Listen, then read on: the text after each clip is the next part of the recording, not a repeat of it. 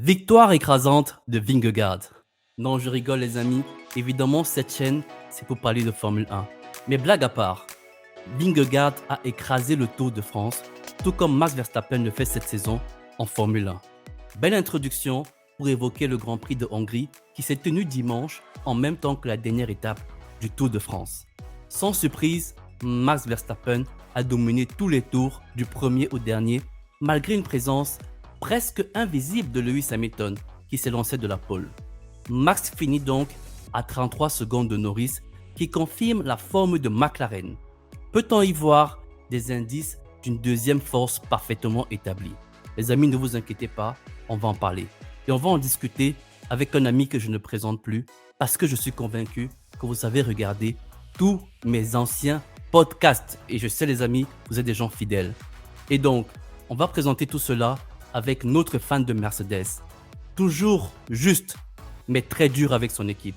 Je ne le présente pas, je vous demande d'accueillir sur ce plateau Monsieur Franck.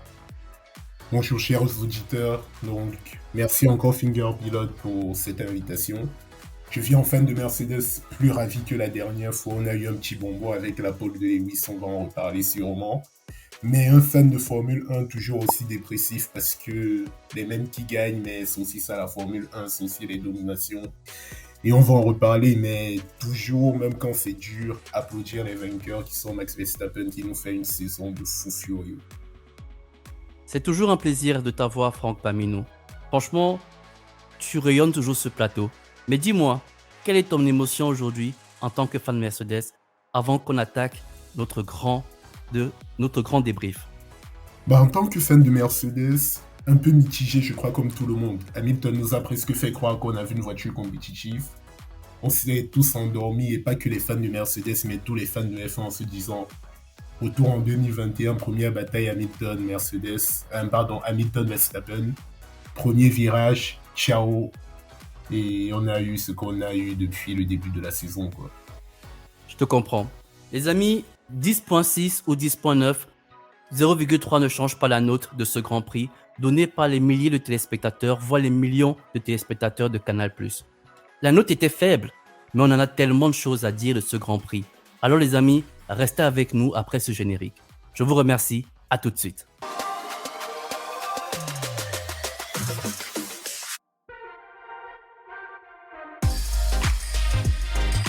Fingerpilot. Merci les amis d'être toujours connectés. Nous allons donc consommer ce débrief tel un repas bien garni avec la formule la plus gourmande. Et oui les amis, Fingerpilot est un glouton, je le sais, ne le dites à personne. Alors, je vous propose pour ce débrief une entrée, un plat et un dessert. Et donc pour commencer, en entrée, on va entamer par un tour d'actualité. De nouvelles têtes au sein d'Alpine. Et également le retour de Ricciardo sur la piste. Ensuite, on va embrasser les qualifications avec ce retour sur ce nouveau format de qualification. Des hard pour la Q1, des médiums pour la Q2 et des soft pour la Q3. On a tellement de choses à dire. Terrible contre-performance des numéros 2 de George Russell, de Stroll, de Perez si on peut ainsi dire, et également de Sainz. Et enfin, on va finir avec la pole du King Lewis pour sa 104e de sa carrière, après 18 mois de sécheresse. C'est énorme. Alors Franck, il est temps qu'on entame ce débrief. Je pense que tout le monde a assez patienté. Petit tour sur l'actualité. De nouvelles têtes au sein d'Alpine. Que penses-tu donc de la nouvelle nomination du PDG d'Alpine? Personnellement, je pense que c'est une bonne chose. Rossi est venu avec ses idées. En 2022, il a fait monter de 30% les ventes d'Alpine. Donc, il a fait le travail, mais le problème de Rossi, c'est qu'il a eu la fièvre Stroll, Lawrence Stroll.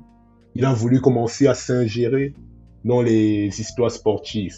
Il faut remarquer que de toutes les écuries de la grille, beaucoup sont des constructeurs, mais Alpine est la seule où le directeur, dont le CEO Laurent Rossi, était à la fois CEO sportif, donc de l'écurie de Formule 1, mais également marketing. Un Toto Wolff, il s'occupe que de l'écurie de Formule 1 de Mercedes. Il n'a rien à dire du côté de Daimler. Donc, ce qui se passe, c'est que Laurent Rossi va être remplacé par Philippe Krief, qui va s'occuper désormais de la partie Alpine Business. Et il y a un autre dont le nom m'échappe, qui sera donc celui à qui va rendre compte Otmar Szafnauer prochainement. On l'appelle Bruno Famin. Exactement. Parfait. Il sera donc le nouveau Et directeur Alpine Motorsport. tout à fait. Et toi, qu'est-ce que tu as pensé du retour de Ricardo, déjà de cette éviction de Nick De Vries après seulement 10 courses? Franchement, pour moi, c'est cruel. Nick De Vries était un rookie. Certes, il avait de l'expérience parce qu'il avait une très bonne carrière en Formule E, mais pour moi, la Formule 1 reste un sport où il faut du temps pour s'adapter à la voiture, s'adapter également à l'environnement et tout comprendre. L'évincer après 10 Grands Prix, pour moi, c'est un crève-cœur. Certes, il n'a pas fourni à la hauteur de la performance qu'attend Red Bull, ou plutôt qu'attend Helmut Marko, mais honnêtement, c'est trop dur. C'est vraiment dur, surtout que ça se fait de façon aussi brutale. Si au moins c'était un process, aller dans 2 Grands Prix, tu vas quitter la Formule 1, mais là, directement, Ricciardo entre dans la voiture. 48 minutes plus tard, on appelle monsieur pour dire, bah écoute, fin de l'histoire, plié au revoir, c'était gentil. Non, je suis pas totalement d'accord. Par contre, en parlant de Daniel Ricciardo, pour faire un retour sur les commentaires de Jacques Villeneuve, il disait « C'est la première fois qu'on voit un pilote revenir après autant de temps d'absence, uniquement grâce à son sourire. » C'est presque pour dire que Daniel Ricciardo n'a pas de talent, mais je ne suis pas convaincu de ça.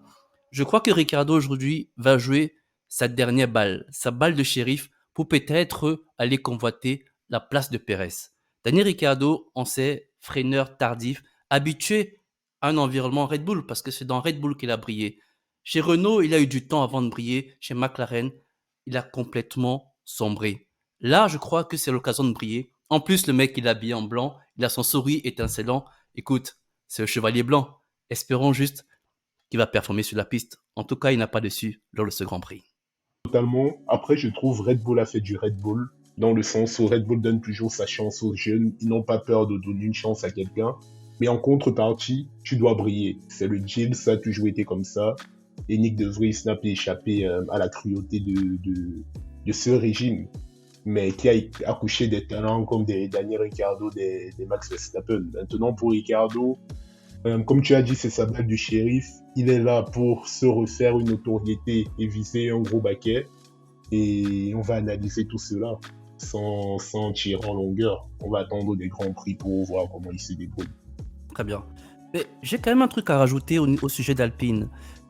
Pour moi, Laurent Rossi, il était là comme une personne qui voulait se montrer, j'ai un peu l'impression. Parce que pour la première fois qu'ils sont montés sur le podium, je crois que c'était à Monaco avec Ocon, bah, Laurent Rossi il était sur le podium. Il n'a pas laissé les ingénieurs, ou plutôt Otmar, aller savourer cela. Il était dans une optique où lui, il est le champion, il doit maîtriser tout, il doit tout faire avancer. C'est peut-être cela qui est un peu péché, cette envie de toujours vouloir se montrer en avant. On espère effectivement qu'avec l'arrivée de cette nouvelle organisation, les choses vont s'améliorer pour Alpine, parce que j'ai cru lire quelque part sur Twitter qu'Alpine est en train de tester ses fans. Ils aimeraient voir à quel point ils sont capables de résister avant de sombrer.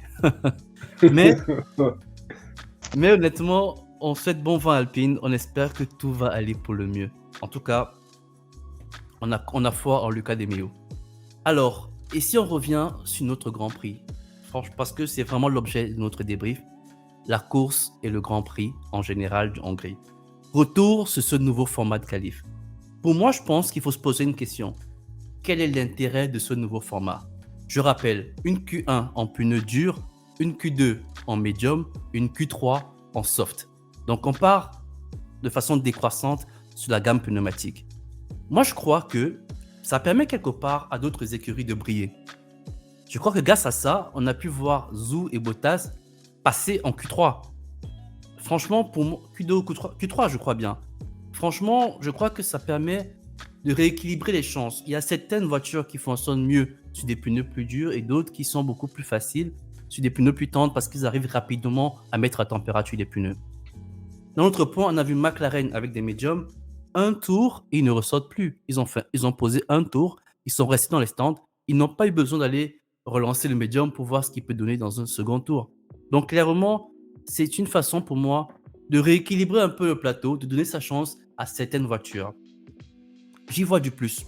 Autant je ne suis pas fan sur une course sprint avec une grille inversée où je trouve qu'on n'est pas assez, on ne récompense pas suffisamment le mérite, autant là, sur ce nouveau format de qualif qui permet un peu de répartir des chances et qui au final, ça reste de la qualification. Il faut performer avec le type de pneus qu'on a et tout le monde est sur le même pied d'égalité. Donc moi, sincèrement, à Monza, on va le refaire et je dis pourquoi pas à Singapour ou à Abu Dhabi, quoi. Why not? Alors, qu'est-ce que tu en penses? Moi, je te rejoins et j'ajouterais même que ça permet de voir une autre qualité des pilotes qui est l'adaptation. Adaptation, changement de balance. Tu mets des durs, sachant en plus que qu'est-ce qui fait qu'Alfa Romeo brille? C'est que Alfa Romeo, eux, ils ont pris le pari d'user un set de hard dans FP3 pour connaître l'équilibre sur ces pneus. Donc ça apporte aussi une petite dimension stratégique où tu te dis, je peux un peu me brider pour la course en usant tous mes pneus, en n'ayant plus de pneus neufs. Mais par contre, je vais tester ce pneu durant des essais libres pour pouvoir briller en qualification. Donc ça ajoute quelque chose. Et pour revenir, la raison première qui est avancée, c'est aussi une raison écologique. Parce qu'au lieu de 13 trains, on en donne 11 aux équipes. Ça fait 2 trains gagnés par pilote. Sur 20 pilotes, ça vous fait 40. Mais à l'échelle de la saison, vous commencez à voir à peu près combien on peut en gagner. On gagne à la fin plus de 800 trains de pneus non utilisés, sans compter les pneus pluie. Donc c'est aussi une des raisons. Quelque part, Lewis Hamilton disait qu'il préférait qu'on voie comment est-ce qu'on pourrait économiser sur les pneus pluie, parce qu'au final, avec 11 trains de pneus, le vendredi, les pilotes n'ont plus envie de tourner. Ils jouent à l'économie, en fait. Et au final, l'essai libre 1 n'a plus clairement d'intérêt. Ils vont plus se concentrer sur le L2 et le L3 pour affiner les tours de qualification. Ouais, clairement, je suis d'accord avec toi. Une solution pourrait peut-être de revenir à un format de vendredi d'1h30 où tu utilises 3 trains de pneus, une seule séance unique, et après tu fais le reste du week-end avec les 8 qui restent. Ça peut être exploré. J'espère que la Formule 1 a pris note de cette proposition de Franck. Et puis, on verra bien. Hein. Sinon, terrible contre-performance des seconds pilotes. On ne parle plus de Stroll, qui, quelque part pour moi, n'arrive pas à représenter le niveau de l'Aston Martin. Sainz, monsieur en dents de scie, top driver un jour, peut-être moins bon le second. Mais quelque part, je trouve qu'il avait un peu de rythme au départ, surtout lors des qualifications, mais ça a l'air de s'être effondré. Ensuite, Russell, coup de malchance ou pilote pas assez performant sur son tour, je sais pas. Il a joué de stratégie ou pas, il a laissé beaucoup d'écart entre Lewis et lui, les pilotes se sont insérés, du coup ça a un peu... Il a refroidi les pneus, ça a gâché son premier run, surtout le premier secteur 1, mais il n'a pas pu se réveiller sur le secteur 2 et 3, où Lewis Hamilton, lui, malgré un secteur 1 gâché, s'est réveillé et a sorti un secteur 2 et secteur 3, qui lui ont permis, au final, de passer la Q1 pour arriver en Q2. Qu'est-ce que tu en as pensé de ces contre-performances de ces pilotes numéro 2 ? Je suis tout à fait étonné, tout comme toi. On va essayer de les descendre en fonction de quand est-ce qu'ils ont été battus. Donc le premier à le coup de tonnerre, c'est d'abord George Russell qui se fait sortir en Q1. Je mettrais quand même plus l'accent sur quelqu'un qui était victime de la surprudence de Mercedes. Mercedes, quand ils ne sont pas en haut des fiches de temps, ils ont souvent l'impression de cela jouer comme une écurie de midfield. Vous restez Mercedes, vous n'avez qu'à... Vous êtes toujours parmi les meilleurs, vous n'avez pas besoin d'attendre les 3 dernières minutes, les 2 dernières minutes pour ressortir en Q1. Pour moi, ça déjà, c'est inadmissible. Pour Sainz... Et le chrono étant en train de s'égriner. Clairement. Pour Sainz, je dirais que il joue un peu de malchance par rapport au resserrement du plateau. En soi, il était plus rapide, il était plus lent que 1 dixième par rapport à Leclerc, ce qui est tout à fait acceptable. Mais sauf qu'il n'y avait que 350 millièmes entre le premier et le dixième de la Q2. Et lui, il rate le passage en Q2 pour 2 millièmes par rapport à Alonso. Donc ça vous donne un peu dans quel type de mouchoir de poche tous les pilotes se trouvent. Ensuite, pour Pérez, je vais faire de l'ironie. Je vais dire, déjà félicitations Pérez qui revient en Q3 après 6 séances d'affilée sans l'avoir vu. Ça a dû lui faire un choc et je comprends qu'en Q3, il a un peu perdu ses moyens et il a fini que 9e. Voilà, il était heureux. Il avait pointé son samedi. Il s'est dit, voilà, j'ai fait ce qu'on attendait de moi. Je te remercie pour cette analyse, Franck. Et si on passait à notre dernier enseignement des qualifications, la 104e pole de ton pilote. Alors, je ne vais même pas te faire l'affront de parler, je te laisse toi-même nous dire ce que tu en penses. Bah, c'était un réel plaisir. C'était, je pense, et ce qui m'a surtout surpris, c'est que ce n'était pas qu'un plaisir des fans d'Hamilton de Mercedes, c'est tout le monde de la F1 qui a en fait jubilé. Jubilé parce qu'on sort de 5 pôles d'affilée de Max, jubilé parce que même s'il a dominé outrageusement pendant 8 ans, on parle quand même d'un pilote extrêmement apprécié des fans, qui n'a plus connu de succès depuis Jeddah 2021. Je n'aurais jamais cru dans ma vie qu'une pole d'Hamilton pouvait susciter autant d'émotions. On se rappelle qu'en 2020, quand il enchaînait les pôles au volant de la W11, ses team radio étaient presque professionnels. Félicitations les gars, bon travail, on passe à la course. Là, ça fait plaisir de le revoir apprécier cela. Et toi, à quel point tu étais surpris en fait? Est-ce que tu croyais que ça devait être cette année au vu de la domination d'une Red Bull qui était même évoluée à Budapest que la pole d'Hamilton allait tomber? Honnêtement, et je pense qu'on en a parlé un peu avant les Grands Prix, moi c'était Paul Max Verstappen, Norris deuxième, et troisième peut-être une Mercedes ou une Ferrari, parce qu'on a tellement dit que les Ferrari c'est leur piste la Hongrie, du coup j'y ai cru un peu quelque part, mais je m'attendais vraiment pas à voir Lewis Hamilton nous claquer une pole. J'étais pas devant la Q3, mais j'ai vu les résultats de la Q3, je me suis dit, qu'est-ce qui s'est passé? Est-ce qu'on a laissé Lewis Hamilton rouler?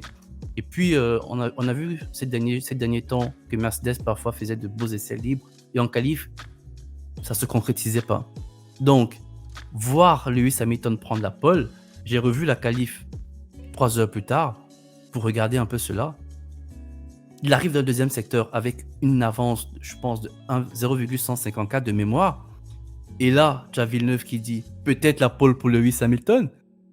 Moi, j'y crois même pas. Je me dis non, Lewis Hamilton n'aura pas la pole. Avant le dernier virage, il est un peu en glisse. Il refait une correction de volant. Je me dis c'est pas possible. Et je pense que c'est la voix de Julien Febvre qui me réveille. Je suis saute. Pole de Lewis Hamilton, il a fait. Enfin, j'étais juste fou. J'étais fou. C'était comme un but de Mbappé, quoi. Enfin, j'étais en émotion. Je savais qu'il avait eu la pole puisque j'ai vu les qualifs 3 heures plus tard. Mais l'émotion était là. Elle était vivante. Elle était au fond de nous. Le voir arrêter son casque quand il est arrivé. Quelque part, Lewis Hamilton était devenu humain. Quelqu'un qui n'a pas eu de pole depuis pratiquement 18 mois. Franchement, c'était beau. C'était une surprise pour moi et totalement je l'apprends. Et si ça pouvait se refaire, parce que quelque part, Max est en train de dominer totalement et on aimerait que quelqu'un d'autre vienne prendre des pôles, Norris, Lewis Hamilton, Russell. Bref, on aimerait un peu de rotation là. Merci Lewis pour cette rotation, même si ça n'a pas tenu en course. Justement, belle transition. Je suis totalement d'accord avec toi. Bah, Oui. Ouais. Bah, Vas-y. très belle transition que je te propose. Pleine d'ironie, c'est Hamilton contre Verstappen. Normalement, ça présume d'un Grand Prix très serré, pas toi? Si, toujours. Hamilton Verstappen, c'est toujours un Grand Prix très serré. Mais j'étais sur ma faim. Je savais déjà que les choses n'allaient pas bien se passer. Et du coup, on va en parler. Entamons ce plat après cette entrée bien copieuse à base de saumon et de foie gras. Pour ce plat, on va parler du départ calamiteux de Lewis Hamilton. Calamiteux avec un point d'interrogation. Parce qu'on a vu les fans verser sur les réseaux sociaux. Quel départ, Lewis Hamilton s'est endormi, les feux se sont éteints, il s'est réveillé tout d'un coup. Enfin, on a eu l'impression que Lewis a fait le pire départ de sa carrière. Peut-être qu'il y avait un peu trop d'attente derrière ce départ. Ensuite, une lecture analytique des stratégies des leaders, une lecture de la stratégie de Norris qui a réussi à passer Piastri, une lecture de celle de Perez, parce qu'il reste quand même dans une top team, donc c'est un leader, une lecture de celle d'Hamilton. Bref, on va analyser tout cela ensemble. Et enfin, le rythme de course effrayant de Perez et Lewis Hamilton. Donc, Franck, je te relance sur ce départ. Calamiteux ou pas? Qu'est-ce que tu en penses? Bah, j'étais totalement du côté des fans. Tu te rappelles, on a eu une longue conversation dessus en off. J'étais à 2 doigts d'en finir avec Hamilton. Je pensais qu'il avait fait n'importe quoi. Et pourtant, je vais apporter quelques chiffres là qui va aider les fans à se mettre cela en tête. Donc, le temps de réaction de 0 à 100 km/h, elle est de 3 secondes 0 pour Verstappen et 3,1 secondes pour Lewis Hamilton. Donc, il n'y a qu'un dixième de seconde qui les sépare. C'est des broutilles. Du, du 100 à 200 km/h, ils font tous les deux 2,3 secondes. Donc, et pour mettre cela en perspective, Hamilton fait partie des 5 pilotes ayant atteint le plus rapidement 200 km/h. Il était plus rapide que les McLaren derrière. Donc, son départ, à purement parler, est excellent. Ça s'est joué vraiment au T1. Le circuit de Hongrie, en fait, c'est un circuit un peu comme celui de Bahreïn ou des États-Unis. Je parle du Kota au Texas, où le poleman se situe à l'extérieur du premier virage. Donc, il doit absolument prendre un bon départ, venir fermer en fait le deuxième pour pouvoir ensuite avoir l'intérieur pour le deuxième virage. Et le très bon départ de Max a empêché Hamilton de lui fermer la porte. Max avait déjà sonné le rond au niveau des roues arrière, donc Hamilton ne pouvait pas le tasser. Et après Max, il a fait du max, il a fait le travail, freinage tardif, je t'envoie en vacances à l'extérieur, et voilà, je prends la tête. Donc, pas grand chose à en dire dessus. Et sur vous, bah, est-ce que tu as envie de réagir en fait sur cela? Oui, alors, a priori, Zhou a eu un problème de sensibilité d'accélérateur. Lorsque le quatrième feu s'est allumé, il n'avait plus de sensibilité au niveau de l'accélérateur et donc il n'a pas pu partir comme tout le monde. Et à la fin, au final, il rate son freinage parce que le mec était trop ambitieux. C'était un freinage ambitieux, voulant récupérer les places qu'il avait perdues au départ. Et hop, il nous fait une Bottas numéro 2, petit coup de bowling. Et voilà, c'est comme ça que les deux Alpines, ciao, bye bye, au revoir, c'est plié, chacun peut prendre ses bagages. D'ailleurs, Gasly était rentré avant la fin du 15e tour, était sorti du paddock avant la fin du 15e tour. Donc voilà, Zhou, ça a été vraiment quelque part pour moi ma grosse déception. Il ne peut pas faire un freinage aussi tardif en Hongrie quand on sait tout ce qui se passe à ce T1. Donc c'est zéro pour moi. Zhou, franchement, il faut noter, c'est zéro. Un départ pareil, je dis non. Même si tu l'as raté, la course, ça se reprend sur 31 tours, sur 70 tours. Donc clairement, tu as du temps. Donc non, non, non pour Zhou.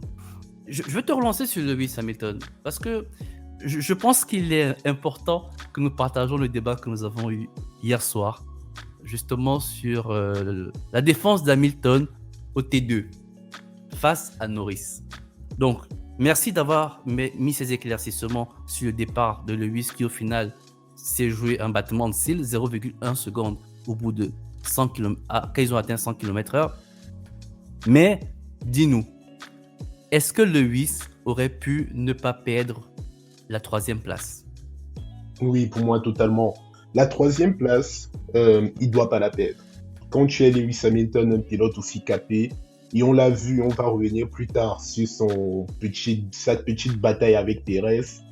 Le virage 2, il avait l'intérieur, il était légèrement en avance. Tous les pilotes savent comment tu le défends. Tu freines tard, celui qui est à l'extérieur, dont Norris dans son cas, va essayer de l'enrouler.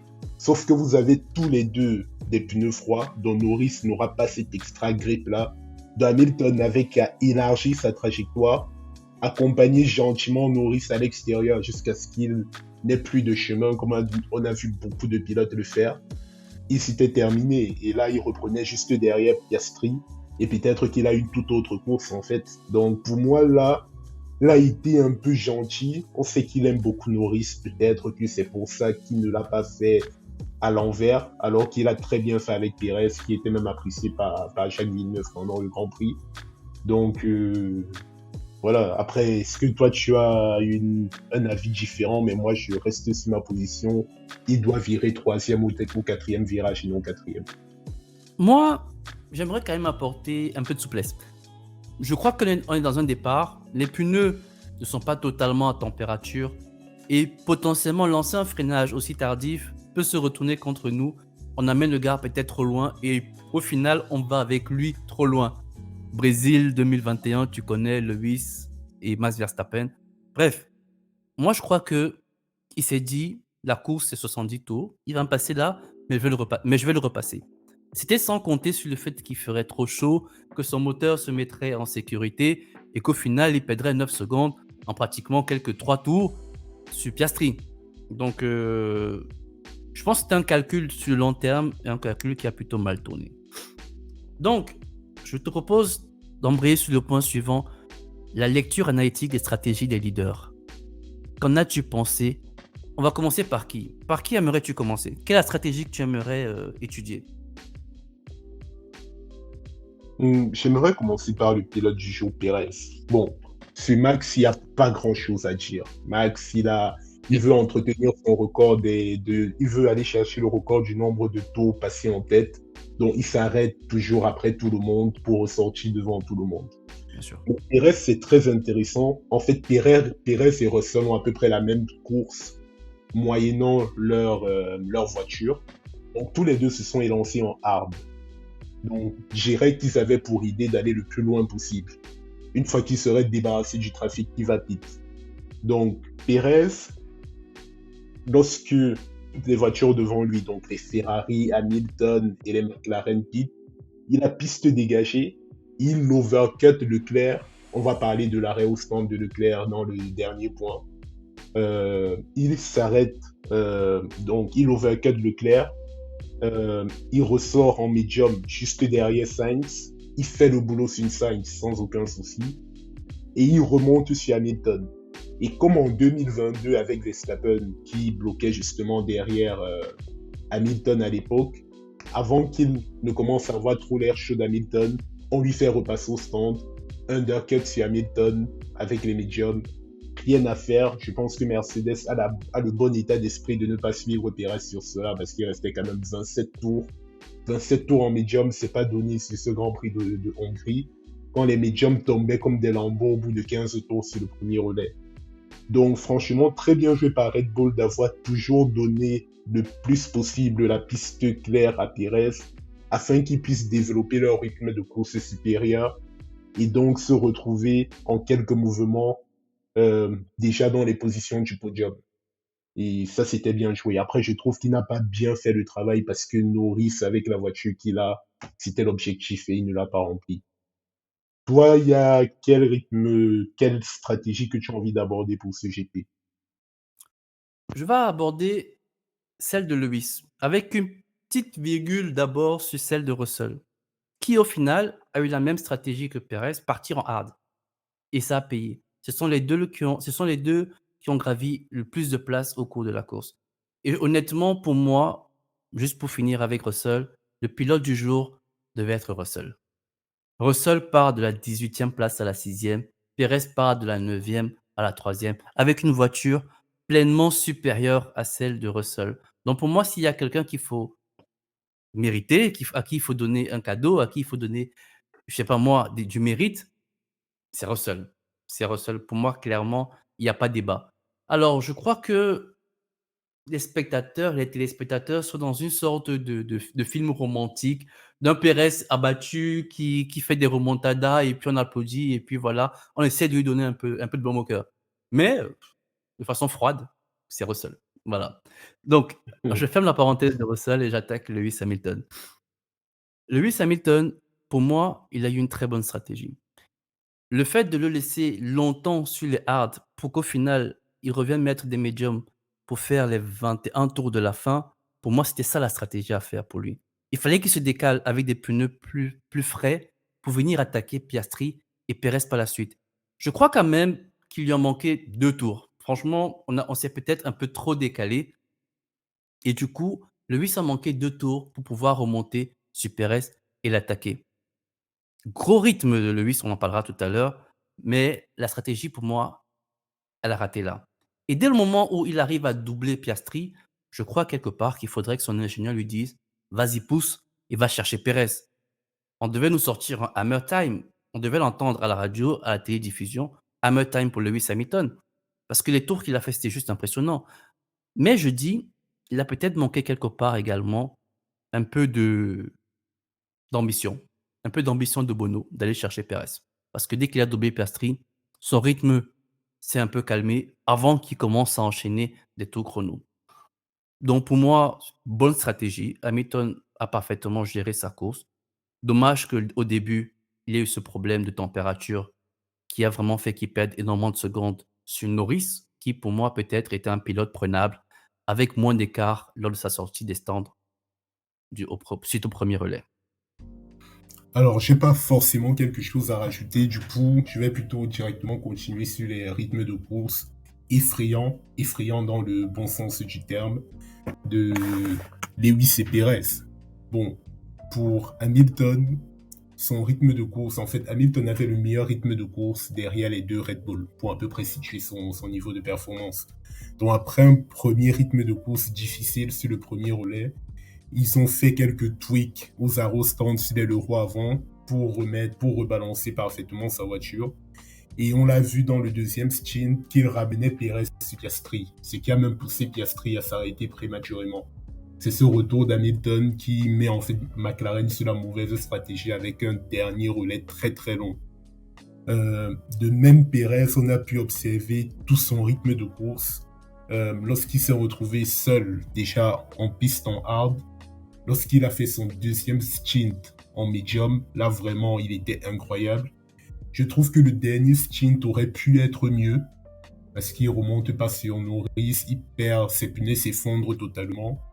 Mais en tout cas, ce sont ces deux pilotes qui ont animé en fait la fin de course. C'est pour ça qu'on voulait revenir sur eux. Je te remercie, Franck.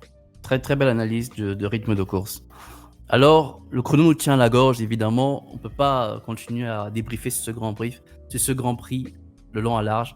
Alors, les amis, je vous propose d'attaquer le dessert. Le dessert, les amis. Je vous ai réservé un fondant au chocolat. Le café gourmand avec un fondant au chocolat. Je ne sais pas si on en sert encore dans les restaurants, mais ça, si vous connaissez un restaurant, dites-le moi en commentaire où je peux trouver un café gourmand avec du fondant au chocolat. Mais les amis, en dessert, une question de réflexion. Est-ce que McLaren peut revenir sur Aston au championnat? C'est une grosse question que l'on se pose aujourd'hui parce que McLaren est en train de faire fort. Leur niveau est impressionnant. On se demande s'ils se sont établis réellement comme la deuxième force du plateau. Honnêtement, je vous propose de regarder ensemble les points du Grand Prix à ce championnat. On se rend compte que McLaren est à 87 points. Ils ont marqué lors des 3 derniers Grands Prix 70 points. Je dis bien 70 points. Et lors des deux derniers de mémoire, une cinquantaine de points. Donc clairement, McLaren, c'est l'écurie qui vient en force. Est-ce que McLaren peut concurrencer Aston Martin? Une règle de 3 toute simple, toute bête. Si on se dit qu'ils ont marqué 70 points en 3 Grands Prix, il reste 11 Grands Prix, petite règle de 3, tac, tac, tac. Ça fait 256 points potentiels.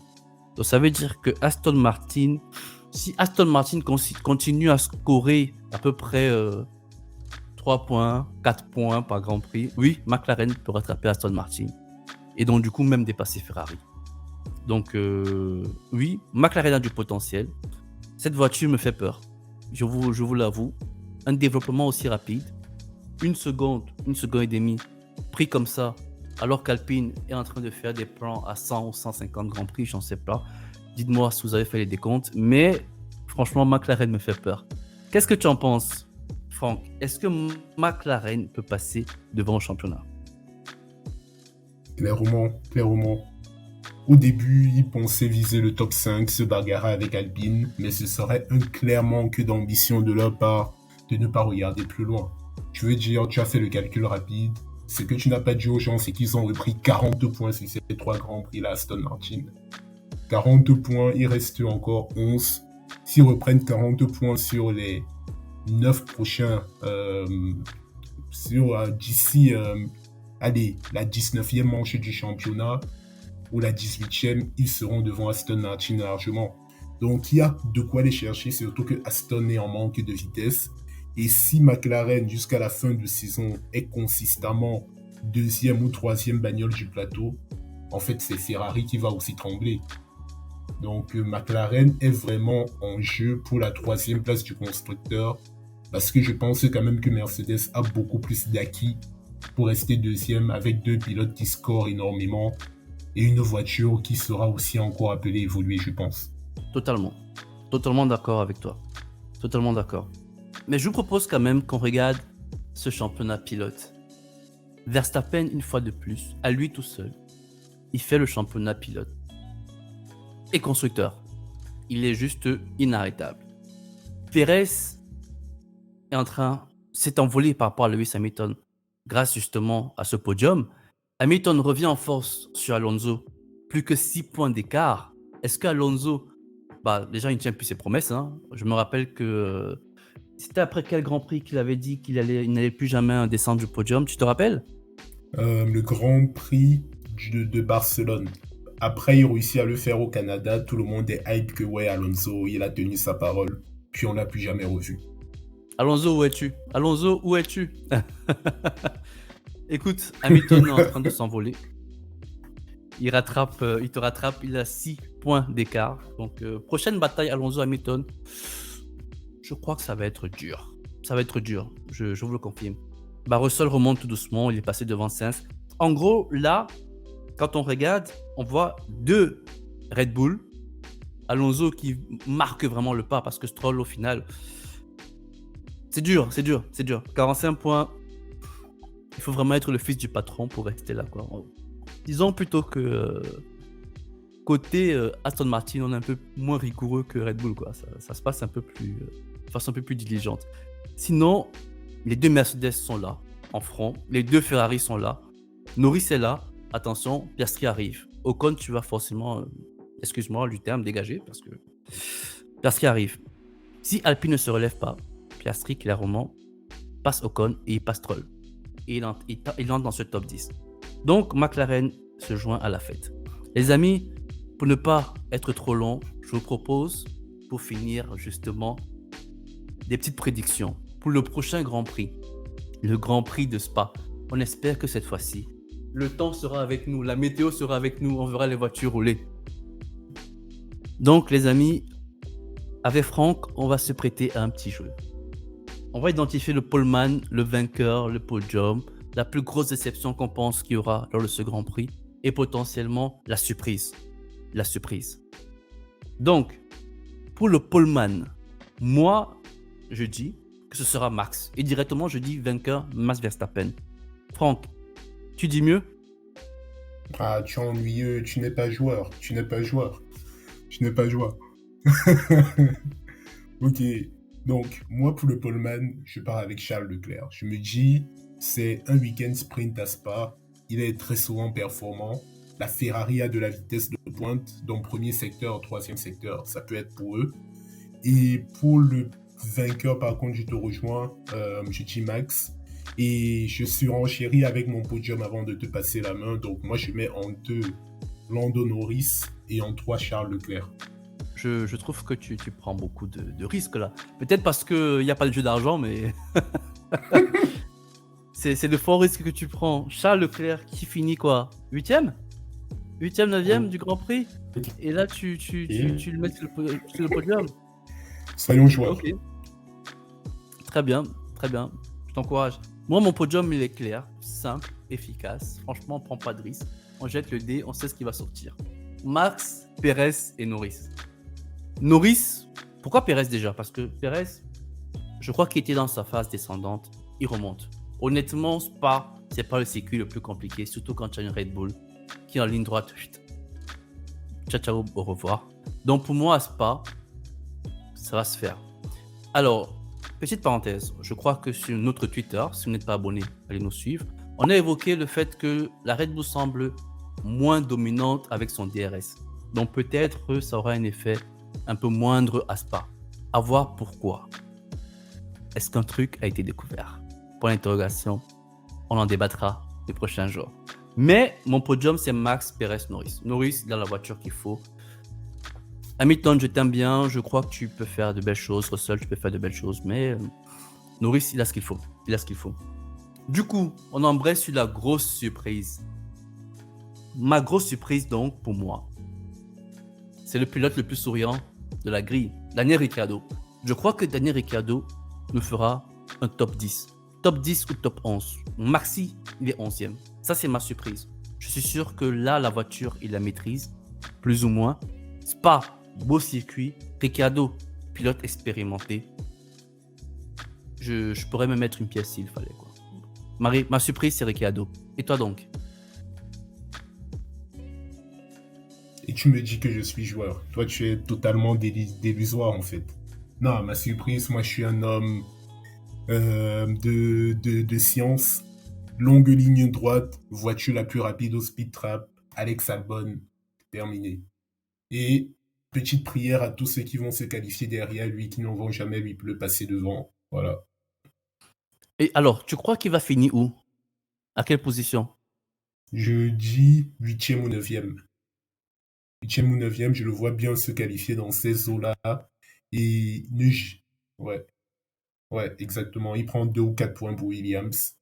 Et pour ma déception, désolé de taper sur l'ambulance, mais Aston Martin, c'est pas leur point fort, les lignes droites. Les virages rapides non plus.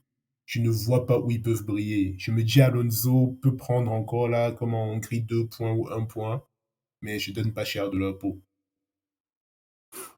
Ok, ça me semble pas très joueur Et cette toi? fois-ci. Ma grosse déception, pour moi, elle est claire. Valtteri Bottas. Valtteri Bottas hors du top 14. Je crois que sincèrement, ce circuit ne va pas réussir à l'Alfa Romeo. Valtteri Bottas, je le mets hors du top 14. Voilà ma déception déjà que je vous donne d'avance. Je serai déçu dimanche, Bottas sera hors du top 14. Pourtant, j'aime bien Bottas. Honnêtement, je l'aime bien. J'aimerais qu'il soit devant. J'aimerais qu'il roule aux côtés de Lewis Hamilton avec une Alfa Romeo. On a bien aimé le début de saison 2022, mais l'histoire s'est arrêtée un peu trop tôt. Donc, voilà. Est-ce que tu as quelque chose à rajouter, Franck, avant qu'on ne clôture? Non, moi je n'ai rien à rajouter. Je vois juste que tu es une personne sadique. Avec Alfa Romeo qui vient de perdre des points. Ils pensaient, tu les voyais tous sourire en Hongrie. Ouais, on va marquer de gros points, on va revenir sur Williams. Tout part en feu, en fumée au premier virage. Moi, je leur souhaite que le meilleur pousse pas, mais la voiture va pas vite en ligne droite. C'est des faux espoirs que je donne là. Ça sert à rien. Écoute, c'est ma déception, c'est comme ça. Les amis, je vous remercie. Merci de nous avoir suivis jusqu'au bout. C'était le débrief du Grand Prix de Hongrie. Et je vous donne rendez-vous la semaine prochaine, après le Grand Prix de Spa, pour un débrief tonitruant avec mon cher ami Franck, le fan de Mercedes. Toujours juste, mais toujours dur. Alors les amis, à très vite. C'était Finger Pilot. Merci Franck. À très bientôt. Ciao.